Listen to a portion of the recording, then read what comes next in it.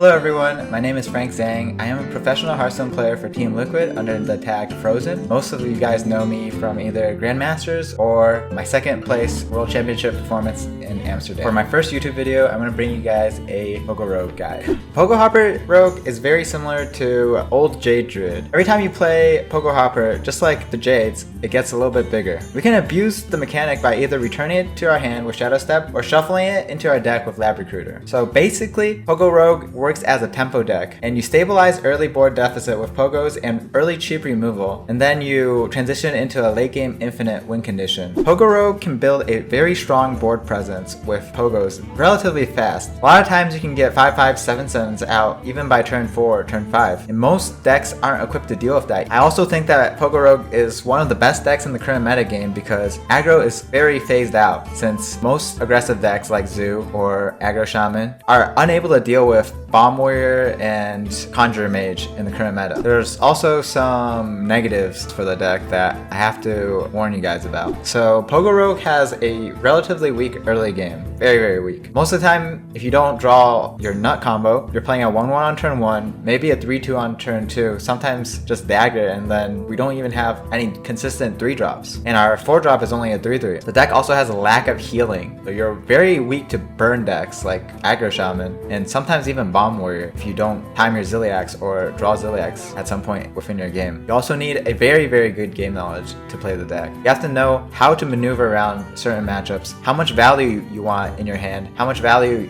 you want to shuffle, how fast you have to be in order to win specific matchups. The deck also has a lack of finishers. You can't really threaten your opponent from lethal. All your damage is usually shown on the board, so your opponent really doesn't have to play around too much. So I want to first give a shout out to Casey, who is a EU GM, who first came up with the deck list and even brought it to his matches along with Bunny Hopper. I really like the way they included a cycle heavy version while not losing out on very strong core rogue cards like Evil Miscreant. So the 27 cards on the left, I don't think you can actually replace for any matchup. Serves as a really good core fundamental POGO Rogue list, while the version on the right is a list I would run on ladder or even in a primary deck for a tournament. So for replacement cards, if you don't have Geppetto or Harrison Jones, or even I guess Myra's, you can run Spear of the Shark, Wagglepick, High Spear and Togwaggle, or Sprint. Versus aggressive decks like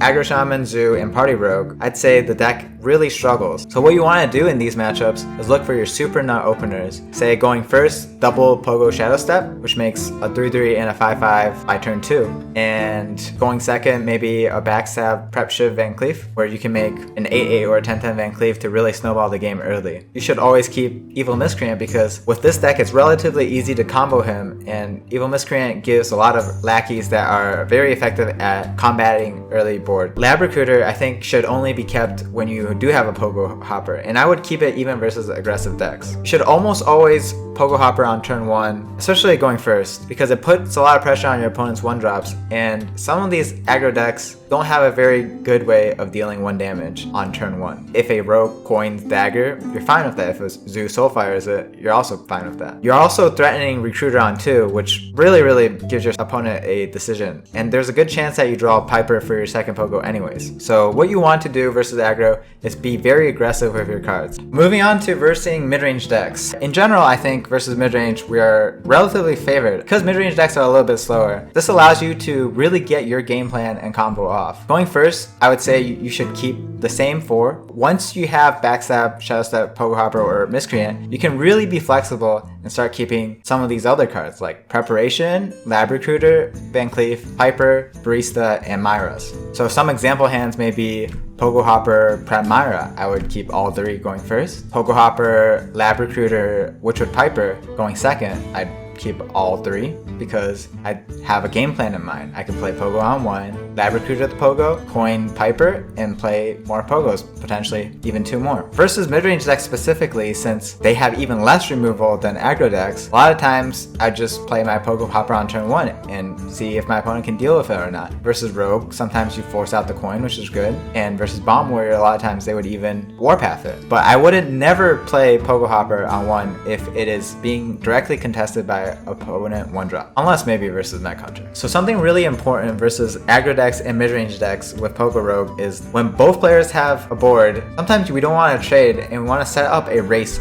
with your opponent to lethal and force your opponent to trade with you. Even though we have infinite value, sometimes we can't shuffle the Pogos and we just have to play them on board and pressure our opponents because our opponent can draw damage and we just can't since we don't run any, and giving your opponent an extra turn to draw damage might mean that we die before them. So a lot of times you want to maybe even sacrifice your win conditions and put as much power on board as you can in order to set up that 2 or 3 turn lethal. So a lot of times with Pogo Rogue, you don't really have to shuffle your Pogos because Pogo isn't your only win condition. You can win off Evil Miscreant or Snip Snap, especially against mid-range and aggro decks that don't have an infinite amount of removal. A lot of times early game, if you don't draw your shuffle, it is maybe best to just play out your Pogo Hopper as a 5-5 or 7-7 to just contest the board and try to get ahead while you draw your other win conditions, secondary or tertiary win condition, and win that way because you can't just wait for your win condition forever against a mid-range or aggro deck. Alright, so now on to versing control decks, primarily Control Warrior and Control Shaman. These matchups, in my opinion, are around 90% or maybe even higher if you play really, really perfectly. Versus these matchups,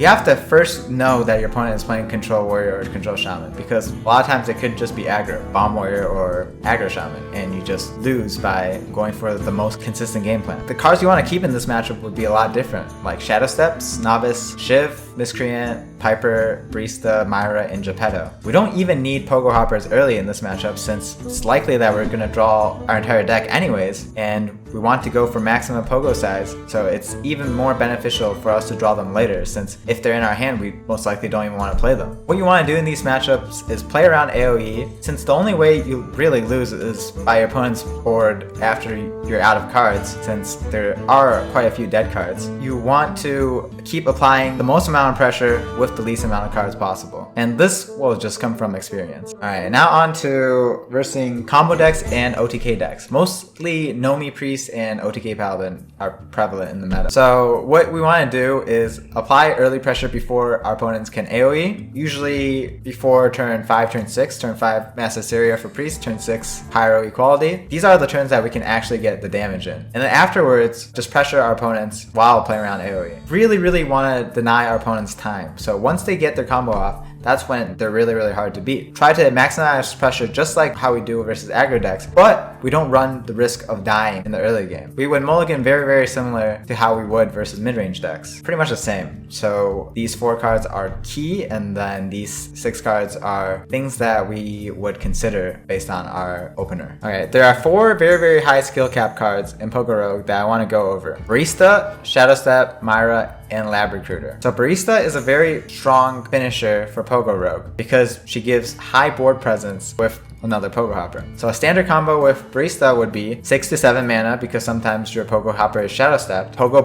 Barista, and then Shadowstep your Barista. Then you have everything for your next turn, the Pogos and the Baristas. This allows you to easily build +7/7 or +9/9 on your Pogo Hopper in one turn. She's basically the best card to Shadowstep. Honestly, pretty close to an instant Lab Recruiter and the card you Lab Recruiter drawn, because most of the time you are looking for low cost minions to add a copy of anyways. So she's also an amazing card to Lab Recruiter versus Control because she is much faster than Lab Recruiter on Pogo Hoppers. So what a good late game combo with Barista may be Pogo, Lab Recruiter the Pogo Hopper, play the Barista, and then play another Pogo Hopper for exactly 10 mana. So the second card that I think is very hard to use in the deck is Shadowstep. Probably the hardest to use, and even I sometimes misplay it. So what you want to look for are these 7 cards as your primary bounce targets. It's a very flexible card to use. So you have to realize what you need in the matchup. Do you need value? You should Shadowstep Barista. Do you need tempo? You should Shadowstep Pogo Hopper right now. Another card that is very similar, also gives a lot of tempo and pressure, is Evil Miscreant. Very good card to Shadowstep, but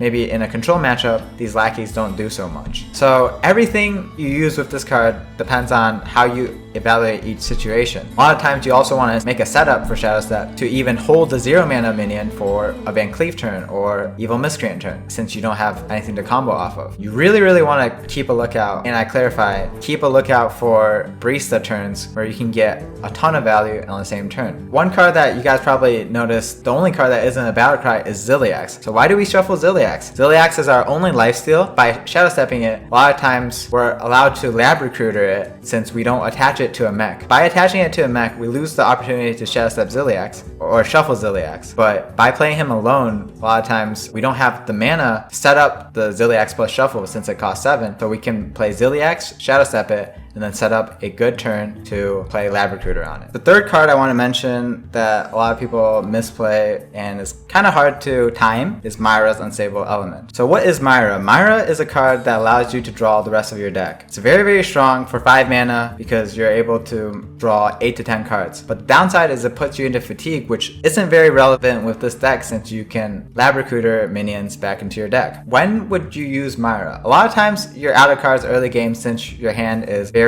very low cost and tempo oriented. It's very good to plan out those hands, especially when you have Myra in your hand, to just pressure your opponents and then refill. Something an Aggro would do. Value oriented matchups, control matchups, some mid-range decks, you want to try to have at least a Pogo Hopper or Recruiter in your hand before you draw the rest of your deck, because a lot of times, even if you're drawing 8 out of 14 or 15 cards, you can easily miss your win condition. And I've lost plenty of games because I decided to Myra's too early. Another tip I want to give when you guys play Myra is play all your low cost cards first. Don't forget anything. That way you'll maximize the amount of cards you draw with Myra. So the last card I want to mention is Lab Recruiter. So Lab Recruiter not only shuffles 3 minions into your deck, it's also a 3-2. In a lot of matchups, a 3-2 is really good, say contesting a 1-3 Northshire Cleric. You also want to think about what you want to shuffle with Lab Recruiter. A lot of times you will sacrifice your Pogos for tempo versus aggro and mid-range decks. You can shuffle Snip Snap or Miscreant as an alternative win condition. Another thing to keep in mind is, say you're going off on Myra's, think about shuffling the Pogo Hoppers first or post Myra depending on where you're at in the game. If you need the tempo now, you can shuffle the Pogo Hoppers before you Myra. If you don't need the tempo and you're going for the consistent late game win condition, you can shuffle your Pogo Hoppers after the Myras. But keep in mind that if you do shuffle the Pogo Hoppers first, you can get an extra card off Myra. That is it for part 1 of the Pogo Hopper guide. I'll upload part 2 with specific matchups in the near future, and I'll upload some gameplay footage from my Twitch stream,